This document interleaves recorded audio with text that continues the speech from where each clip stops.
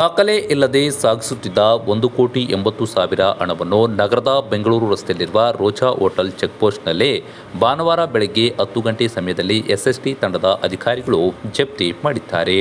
ಹಿರಿಯೂರಿನ welding shop ಮಾಲೀಕ ಸೈಯದ್ ಬಳ್ಳಾರಿಯಲ್ಲಿ ತಗಡು ಖರೀದಿ ಮಾಡಲು ಹಿರಿಯೂರಿನಿಂದ ಬಳ್ಳಾರಿಗೆ ಕಾರಿನಲ್ಲಿ 1,80,00,000 ಹಣವನ್ನು ತೆಗೆದುಕೊಂಡು ಹೋಗುತ್ತಿರುವಂತಹ ಸಂದರ್ಭದಲ್ಲಿ ಎಸ್ಎಸ್ಟಿ ತಂಡದ ಅಧಿಕಾರಿಗಳು ಜಪ್ತಿ ಮಾಡಿ ಹಣವನ್ನು ವಶಕ್ಕೆ ಕೂಡ ಪಡೆದುಕೊಂಡಿದ್ದಾರೆ.